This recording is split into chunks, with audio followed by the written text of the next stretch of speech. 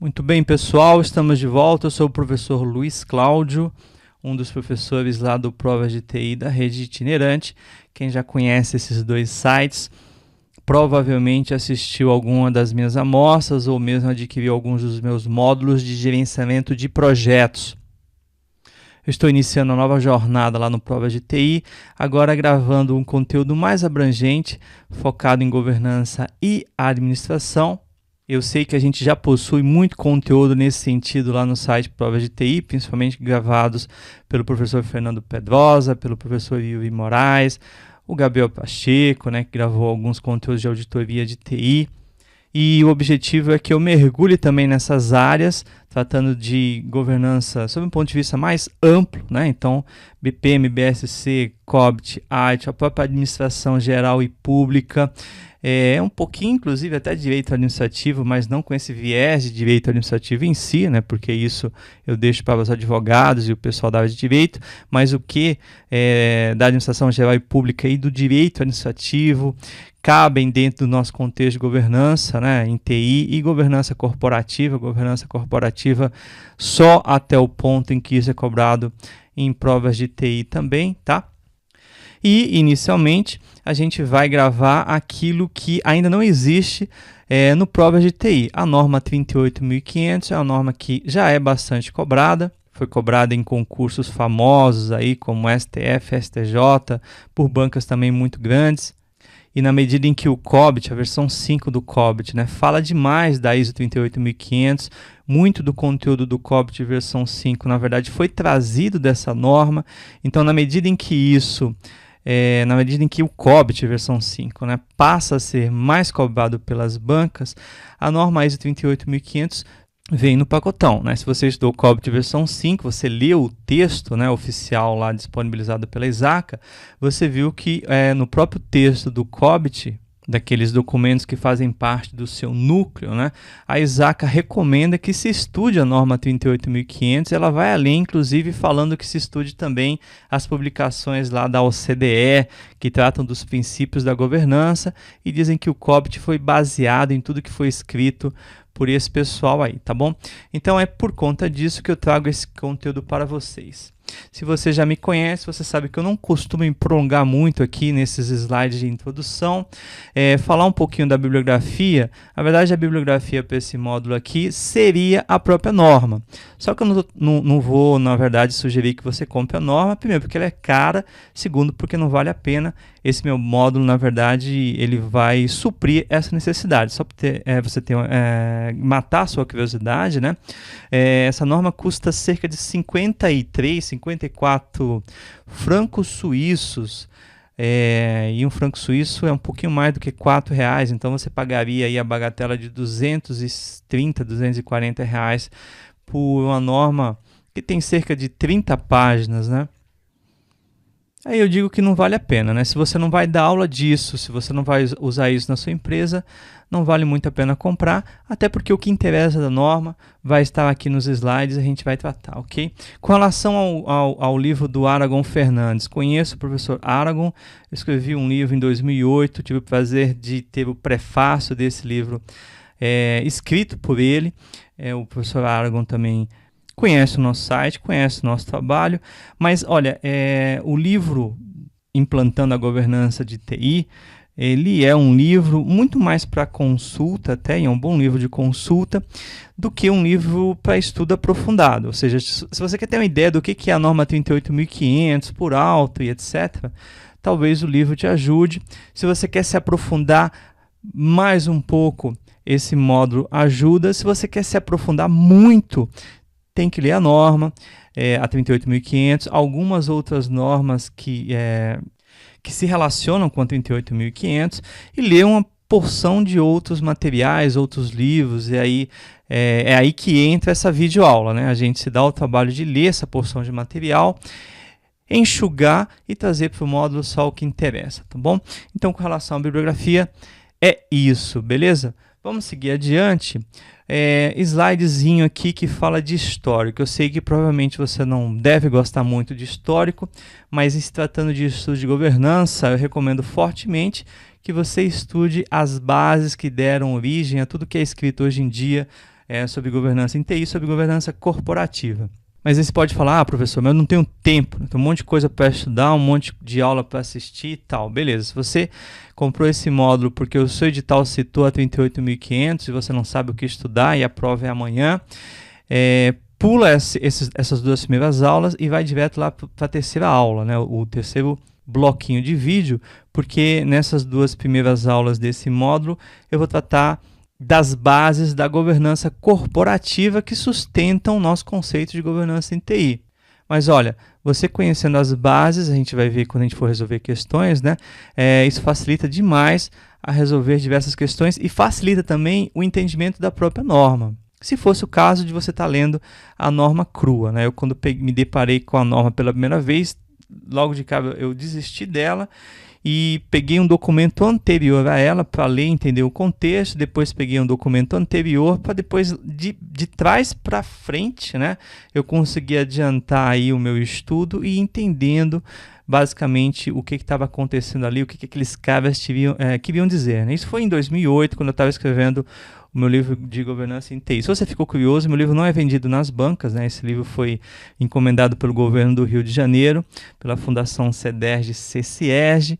Ele é utilizado lá nas universidades públicas do Rio de Janeiro em cursos EAD, tá? Mas se você procurar na internet, você vai achar o conteúdo disponibilizado. Eu estou escrevendo um que deve ser vendido em bancas, né? Mas escrevendo bem aos poucos, né? Tá longe de ficar pronto. Um dia, com fé em Deus, ele ficará. Mas olha, sem enrolar muito, já estou enrolando, vamos voltar aqui para o slide. Então eu peço sua atenção para o seguinte, vamos falar aqui do histórico. Professor, o que interessa? Eu vou estudar o histórico dessa bagaça aí, o que interessa saber? Olha, você tem que saber que a governança corporativa ela é mais velha do que a governança em TI. Governança em TI é muito recente, tá? É coisa de 15 anos se fala em governança em TI. A própria tecnologia da informação é recente demais. Governança corporativa é uma ciência, é uma área de estudo bem mais nova do que a administração, por exemplo, né? A administração de empresas, formalmente falando lá, quando a gente fala da teoria clássica da administração e etc., a gente tem talvez ali final do século XVIII, né? Revolução Industrial, 1780 alguma coisa, mais ou menos por ali, não sei as datas exatas. O que isso tem a ver com esse módulo aqui? Olha, na medida em que o capitalismo foi se consolidando, né? Então passou a fase de Revolução Industrial e as transições lá para um modo de produção mais industrializado, linha de montagem, etc. Capitalismo se consolidando, ano de 1920, Primeira Guerra Mundial terminada e Estados Unidos se consolidando como uma grande potência.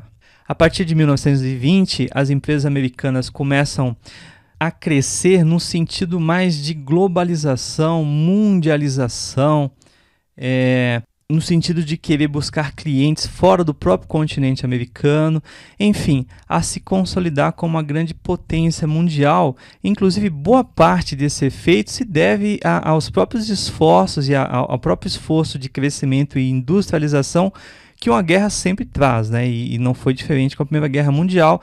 Terminada a guerra, as empresas começavam a pensar, bem, o que a gente vai fazer com tudo isso que a gente aprendeu, com todo esse know-how, com toda essa força produtiva, né? Inclusive tinha muita coisa a ser reconstruída mundo afora.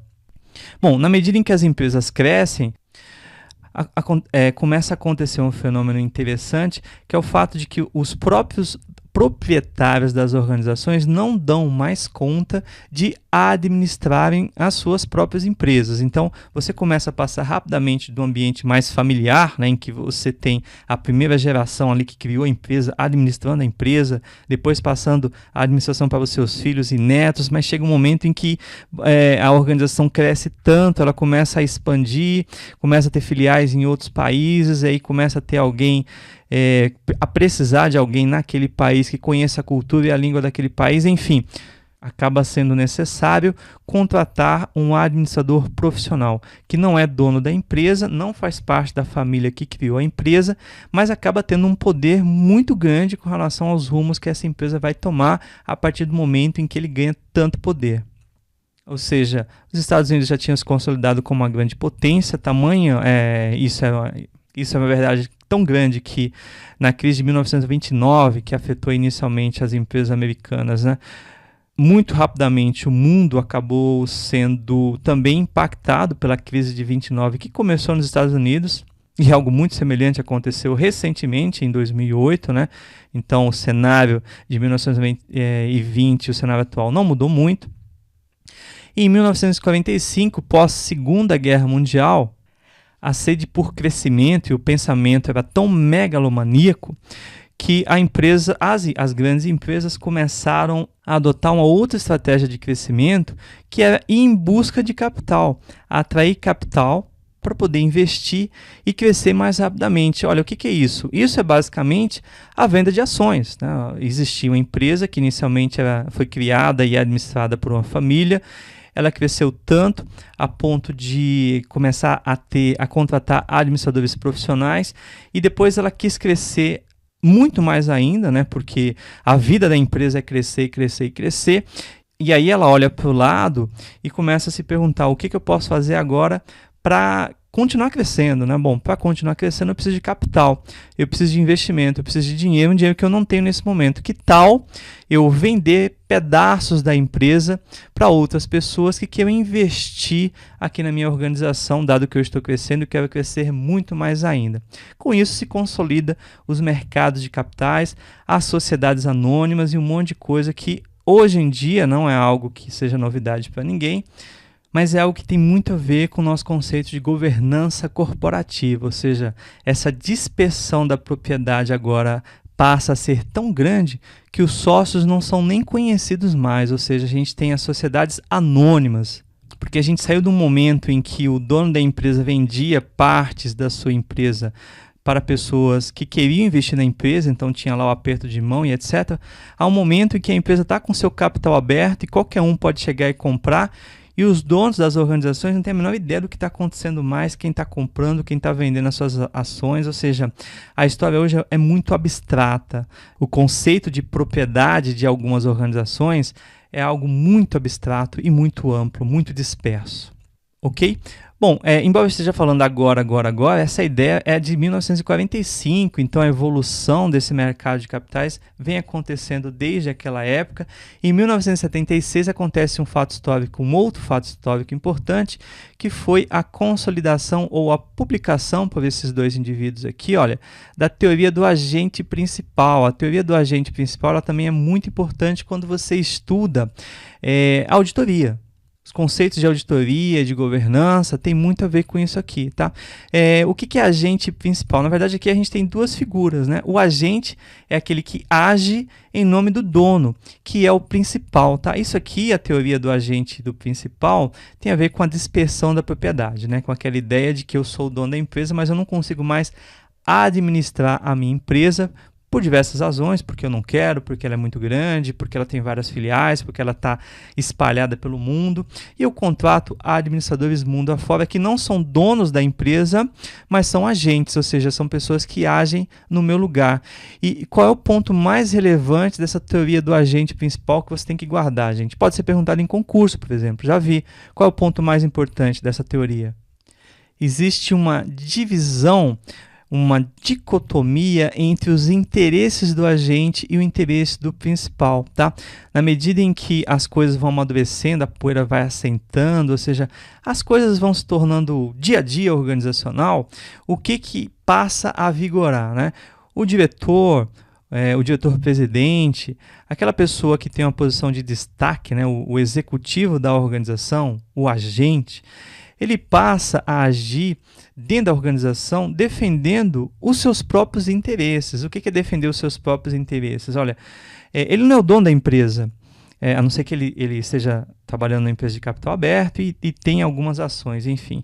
Mas, via de regra, ele não é o dono da empresa, ele é um empregado. É claro que é um empregado executivo, tem uma posição de destaque, mas é um mero empregado. A gente vê, às vezes, presidentes de organizações que são meros empregados, que podem ser, inclusive, demitidos a qualquer momento. E aí, no dia a dia, essas pessoas passam a agir defendendo os seus próprios interesses, muito mais do que os interesses da organização. Ou seja, o que é interessante para o agente? Interessante para o agente é que o salário dele seja o mais alto possível, é que o bônus de participação que ele tenha no final do ano seja o mais alto possível, é que ele ocupe dentro do mercado uma posição de destaque, porque se mais cedo ou mais tarde ele vier a ser demitido daquela organização em que ele é um mero agente, né, ele possa talvez ser contratado por uma outra organização. Então ele mantém uma posição de destaque, ele tem interesse em manter essa posição de destaque. Então são interesses do agente, tá?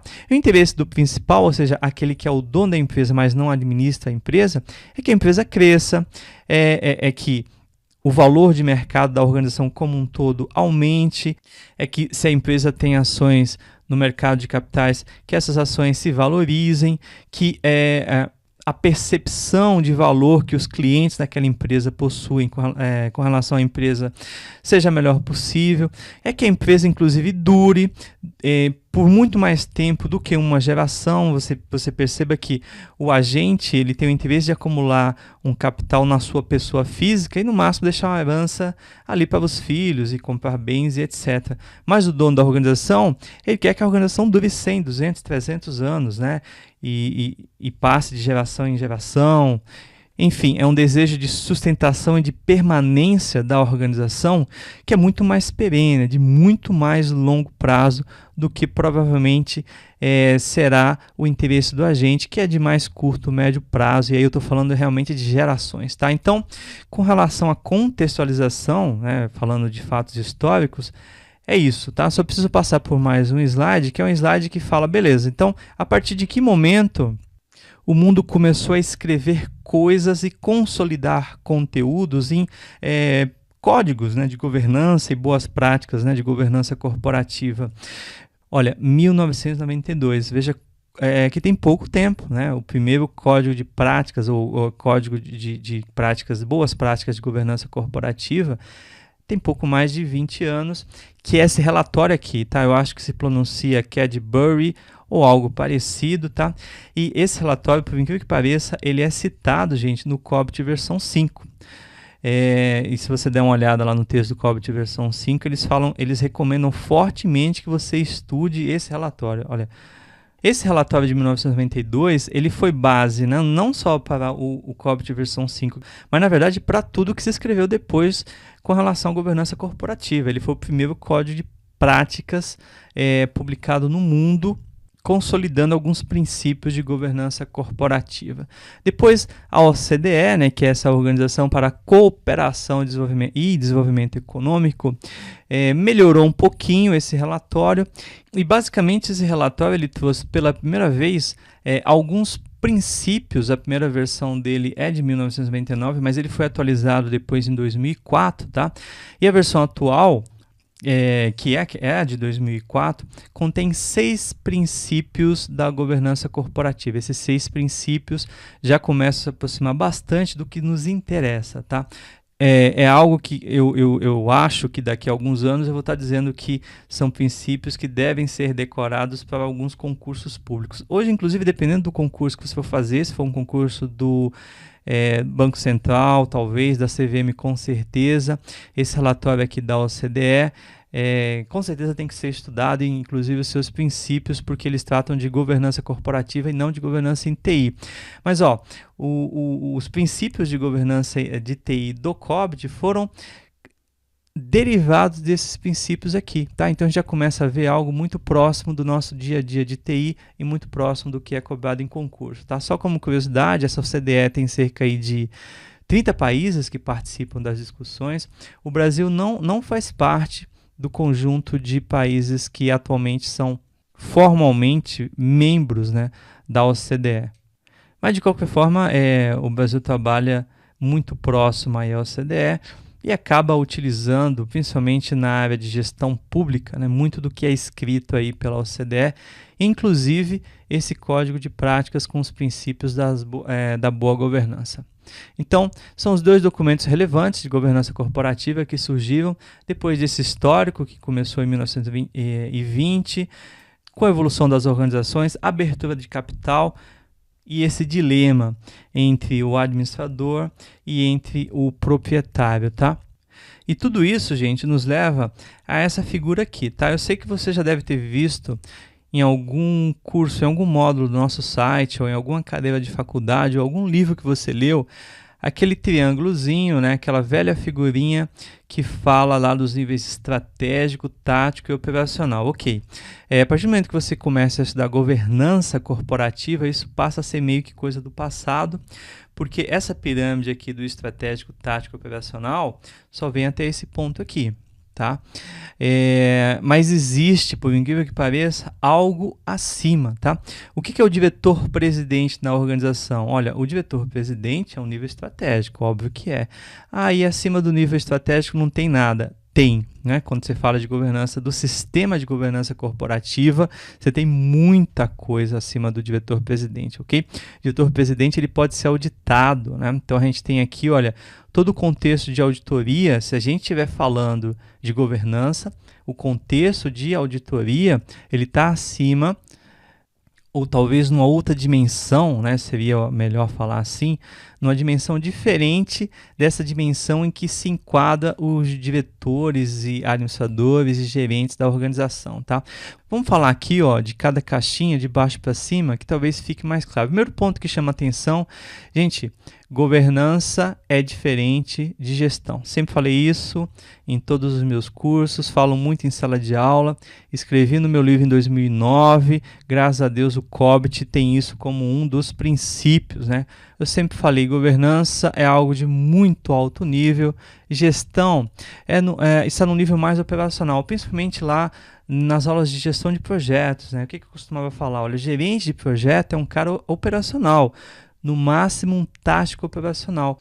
Ele não escolhe, por exemplo, qual é o projeto que a empresa deve ou não iniciar, né? Que projeto, que produto, resultado ou serviço é importante para a empresa e que vai ser entregue aqui através de um projeto. Isso não é problema do gerente, né? Quem define o portfólio é alguém que está acima do gerente de projeto, gerente operacional. Então, nesse nível aqui, ó, a gente tem os chamados administradores, olha, coordenadores, supervisores, gerentes, que são gerentes funcionais, gerentes de operação, gerentes de projeto, mantém isso aqui, e a própria força braçal, né, da organização, mantém isso aqui no ar. A gente tem os diretores e os presidentes, né, ou membros da alta gestão da empresa. E aí, quando você sai da empresa, você começa a ver aqui umas figuras, umas caixinhas, pessoas mais envolvidas com a governança em si. Que tipo de envolvimento é esse? A gente tem, olha, primeiro, os auditores, tá? A gente tem a situação da auditoria interna, que é aquele tipo de auditoria que é feita por pessoas, membros, né? Pessoas que recebem um salário que é pago pela própria folha de pagamento da organização. Então, normalmente, o que a gente chama de auditor interno é aquele que é um funcionário da própria empresa. Então, passa lá no RH, assina a carteira e etc. Embora toda auditoria tenha que ser independente, a auditoria interna é um pouquinho menos independente, porque existe uma relação de subordinação e alguns problemas com os quais o auditor tem que lidar. De repente, está auditando a área de um colega de trabalho, que está encontrando coisas, não conformidades, que vão criar problemas ali para aquela área. Olha, tudo isso depende, inclusive, de que tipo de governança a empresa tem. Se a empresa é bem governada, se existem boas práticas de governança sendo implementadas, o auditor interno não vai encontrar tanto problema assim, porque a auditoria é vista da melhor forma possível, inclusive como uma oportunidade de aprendizado, aquela história toda. A gente sabe que na prática nem sempre é assim, tá? Tem outra caixinha aqui que é a auditoria independente, gente. Que auditoria independente é aquela? Esse auditor já é um auditor que não tem um vínculo direto com a organização, ou seja, ele não recebe um salário, por exemplo, ele não é chefiado por ninguém que faça parte aqui da empresa que está sendo auditada. Por isso que a gente costuma chamar de auditoria independente. Alguns livros, algumas bibliografias chamam de auditoria externa. Gente, essa auditoria externa é feita quando um auditor fiscal da Receita Federal vai lá na sua empresa auditar a sua empresa. Você quer uma auditoria mais independente do que essa?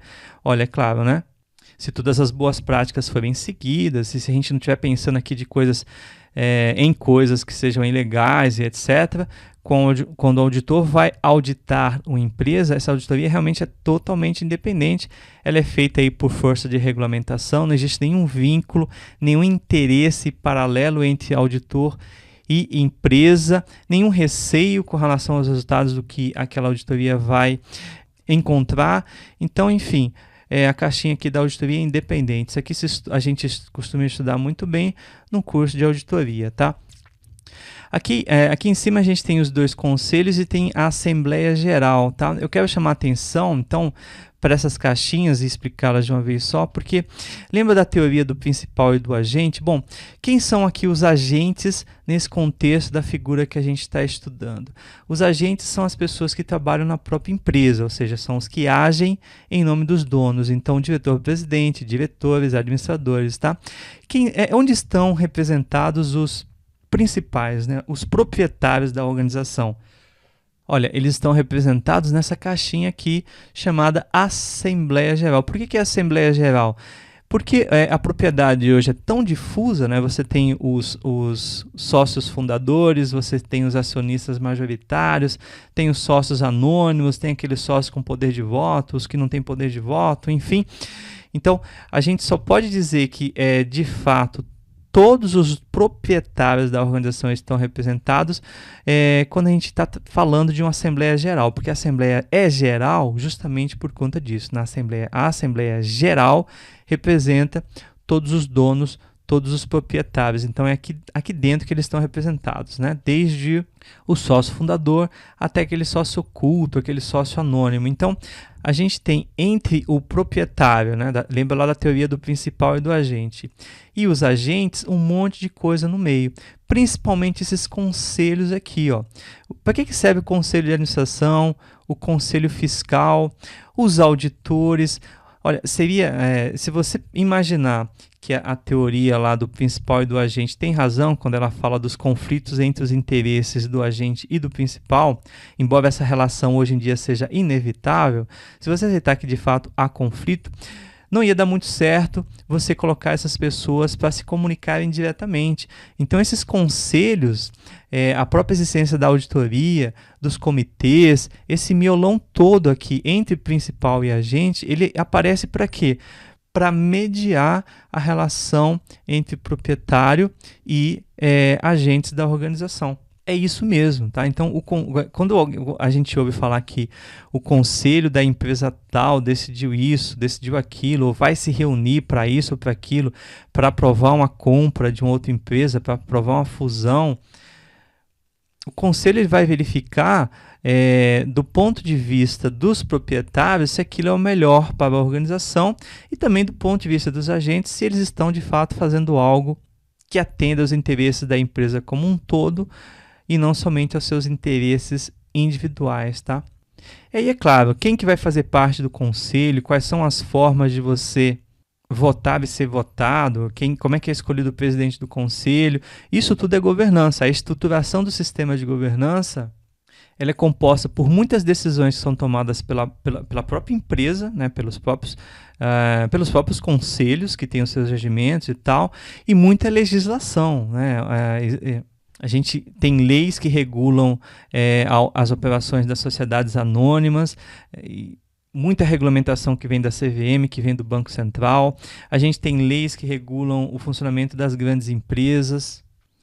Enfim, o contexto do sistema de governança é muito mais amplo do que aquele contexto de estratégico, tático e operacional que você está acostumado a ouvir sempre que um professor de administração ou de alguma disciplina relacionada vai no quadro e começa a falar sobre a hierarquia dentro da organização. Tá? Veja que governança está lá em cima, gestão está aqui embaixo. Essa figura é uma figura extraída lá do site do Instituto Brasileiro de Governança Corporativa, que representa, desde o início dos estudos de governança aqui no Brasil, um papel importantíssimo. Se você quiser se aprofundar mais, nesse site você pode encontrar muito material bom e muitas referências, claro, né, para materiais do mundo todo. Vamos parar essa aula nesse ponto e daqui a pouco a gente volta para falar dos princípios que a OCDE determinaram para a governança corporativa, fazer alguns exercícios e terminar essa parte inicial do módulo para entrar na governança em TI propriamente dita, falando da norma 38.500, tá bom? Até já!